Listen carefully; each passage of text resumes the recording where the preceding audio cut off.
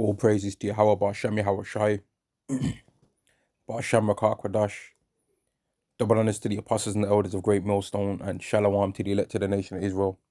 This is going to be a lesson on the word stranger that you can find in the Bible sometimes, and showing how just because it says stranger in the Bible, that doesn't mean that it's talking about a Gentile or a non-Israelite, right? And what people don't understand is that every single Israelite in the world does not know each other.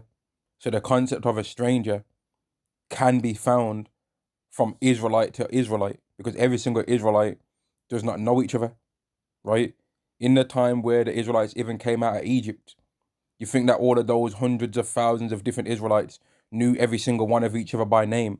Of course not, right? They would have been more separated, even within their tribes and within their clans, man. They didn't all know each other by name, even back then. They wouldn't have all known each other, man. So the concept of a stranger shouldn't be a hard concept to understand, but I wanted to show that the word stranger is sometimes a literal different Hebrew word within the scriptures, man. This is Exodus chapter 12 verse 43. And Yahweh said unto Moses and Aaron, this is the ordinance of the Passover. There shall no stranger eat thereof. And I believe this word here is nakar, right? Which will be spelled in English letters Nakar. Let me check. All right, yeah. So in this particular case here, this will be talking about a literal non-Israelite, a heathen, right? And it even says it there, man. It says foreigner or abstractly heathendom, right? Alien, stranger, right? But then it also says the same word again later on, and it's talking about it in a different context. But then in this situation, it's talking about an actual Israelite. It says Exodus chapter 12 verse 48. And when a stranger shall sojourn with thee and will keep the Passover to Yahweh, let all his males be circumcised, and let him come near and keep it, and he shall be as one that is born in the land. For no uncircumcised person shall keep thereof. So it shall be as one circumcised in the land. One what? A what circumcised in the land? It says it shall be as one born in the land. One of what? An Israelite, right? It's going to be like an Israelite that was born in Israel. And it's a different word, if I'm not mistaken here. I believe the word is gar, right? Gar in English letters. And let me check. You see? Right? It's a different word, right? It says, for the outline, it says a temporary inhabitant, a newcomer, lacking inherited rights, a newcomer, a new Israelite, man. That don't necessarily have land among the Israelites. They don't have a land picked out for them yet. They don't have that, right? Are foreigners in Israel, though conceded rights. That's talking about an Israelite, man. Because every single Israelite was not going to be born in the land of Israel. And that's very clear to see within the Bible, man. It's very clear to see within the Bible that Israelites was not always going to be born in the land of Israel. And when you understand the story of the Exodus, you'll understand that Israelites was born nowhere for 400 years apart from Egypt. When you go to the book of Acts, the second chapter, you find about all the different places that Israelites was being born, right? You find out about all these different places, man. And the Israelites have, from the time of Abraham, was always seeking to get into that land. But then there was a time where they was in another land for 400 years, man, right? They was in a land for 400 years. This is Exodus chapter 12 and verse 49. One law shall be to him that is homeborn, and unto the stranger, and the word there is going to be gar, right? The word, in fact, let me prove it, man. Let me come back off this. Let me just prove it. Exodus 12 and 49. One law shall be to him that is homeborn, and unto the stranger, right? And unto the gar, right? A fellow Israelite, another Israelite, right? A foreigner, an Israelite that's a foreigner that wasn't born in Israel, right? It's going to be the same law for every single Israelite when it in regards to the Passover, right? Why would it matter for other heathen nations to keep the Passover? Why would that even be a thing that matters? Right? One law shall be hit to him that is homeborn, and unto the stranger that sojourneth among you. An Israelite that's homeborn, and an Israelite that's a stranger that wasn't born in the land. Because I don't understand why people don't understand this. every single Israelite does not know each other. There's Israelites right now, right, that different brothers watch other different brothers' videos, right? But guess what? They're a stranger to them, right? They don't actually know each other. They never met each other in real life. They might actually even the two brothers might actually could even look like they could be cousins, could look like they could damn near be brothers, could damn near look like they like each other, but they're not, you know?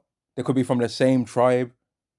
They could actually, in certain cases, actually be related and don't even know it. But guess what? They're strangers to each other because they've never met each other before. They never spoke to each other in real life. In certain cases, they never spoke to each other on the phone. They don't really know each other. They've just seen the videos and have seen that. But they don't know each other, man. They're strangers, right? And even all the brothers that do know each other now, at one stage, they were strangers. So if there was a situation where we was in our actual land and a brother wanted to keep the Passover, right? Well, if he comes to the land of Israel to keep the Passover, but he wasn't born there, well, then he doesn't have necessarily any land at that particular time because he wasn't born there. But the law says that there's going to be one law for the Israelite that's homeborn, meaning an Israelite was born in Israel, the land, and another Israelite that's a stranger that came to visit. It's going to be the same law. You aren't going to treat him differently because he weren't born there. You ain't going to do that. And Yahweh says that the reason for that is because you were strangers yourself in another land. So how are you going to treat your fellow Israelite dodgy when you was a stranger in another land yourself among a group of people that weren't even your own people? So how are you going to do your own people wrong that are strangers to you?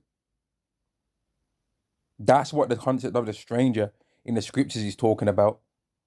But people want to try and make it be something that heathens now end up in under the new covenant, when that's not what it's talking about, man. And I think I've made the point. And you know what? Let me go through some more, man, because there's a few other places here as well.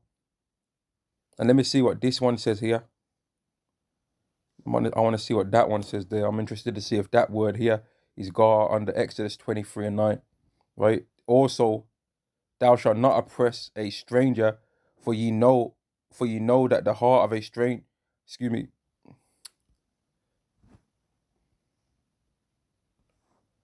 Also, thou shalt not oppress a stranger, for you know the heart of a stranger, seeing ye were strangers in the land of Egypt. Let me see if that word is garment, and I'm assuming that it's gonna be instead of nakar. You see? But let's see what the other ones say. Gar again. And let's see what the third one says. You see? So all these people that want to try and come with the whole thing of Salakia, man. The whole point of, oh, it says stranger there, as if every single Israelite knows each other, when them, even as Christians, don't know every Christian. You know what I mean? You know how many people they are that are Israelites in the world? They're as the sands of the sea. You think every single Israelite knows each other?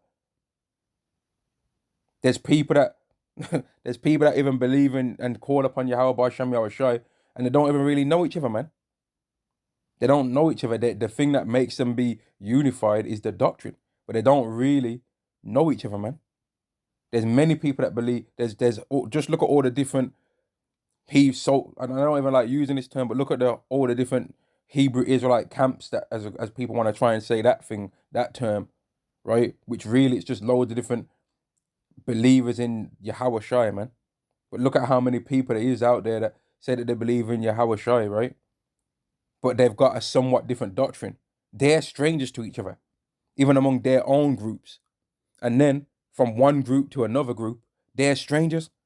But when it comes to the law, we're not supposed to be strangers, because Yahweh's gonna, the prophecies say that Yahweh's gonna give us one heart and one way. So there's not supposed to be, well, okay, among Israelites that you know, you're not supposed to sleep with another man's wife, but among the other Israelites that you don't know, fuck him.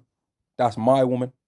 She was feeling me, right? I laid that Mac down. I laid the word game down, and now that's my woman. No, it's the same law. It's the same. Don't covet. don't steal, don't bear false witness, don't commit adultery, right? Don't do usury. It's the same law from an Israelite that you for an Israelite that you do know, and an Israelite that's a stranger. Right? I don't understand why the concept of the stranger thing is so hard for Christians to understand, man. It don't make no sense to me. And I just thought I'd do a quick video on that, man. All right. Shalom to the elect of the nation of Israel. Shalom.